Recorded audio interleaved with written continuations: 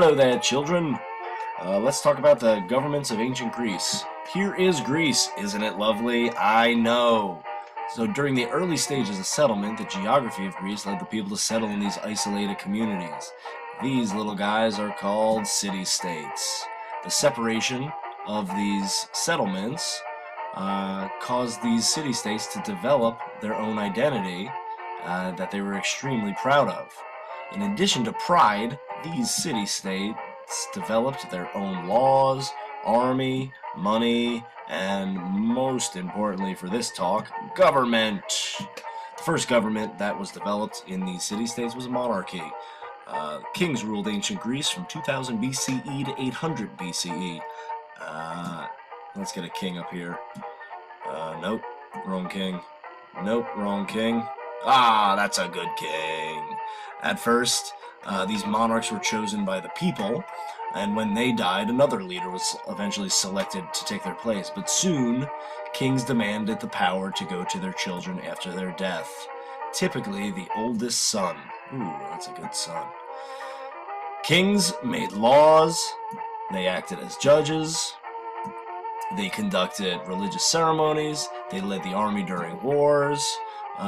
They also had these guys called aristocrats to advise them. The aristocrats had no real power, but eventually they realized they were stronger than the king and wanted to share the power. Soon enough, aristocrats overthrew the monarchy and took the power for themselves. By 800 BCE, kings no longer ruled most of the city-states. Okay, the government that did rule was called an oligarchy. By 800 BCE, most Greek city-states were ruled by a small group of wealthy men called aristocrats, or oligarchs. And these oligarchs had one major characteristic in common: they were wealthy. They spent their days hunting and their nights partying. All the while, the poor were working extremely hard and saw little benefits. For the most part, the oligarchs ignored the poor and passed laws that benefited themselves and the rich citizens. The rich became richer, and the poor became poorer. Needless to say, the poor did not like the oligarchs. The poor turned to strong leaders who promised to improve their lives. These leaders would eventually throw the oligarchs out of power, and they would take power by force. Okay, that brings us to our next government, called a tyranny. This is where power is totally taken by force. During the mid-600s BCE, many Greek city-states turned to tyrants who promised to change their government. Generally, the tyrant took power by force unlawfully. Most tyrants were military leaders who gained support by making promises to the people.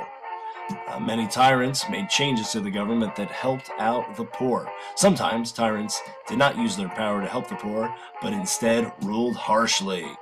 Eventually, tyrants would be forced out of power, only to give way to a new form of government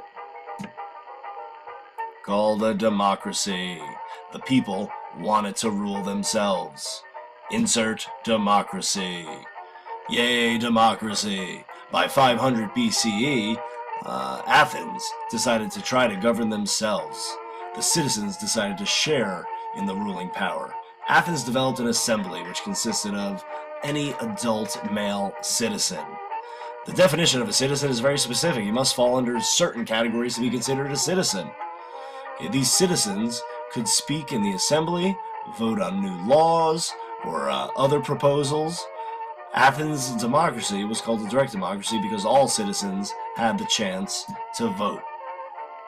And that's it, boys and girls. There are 4 of our governments in ancient Greece up until democracy decided to stick around. That's all I got for you. Here are some sources. Thank you. See you next time.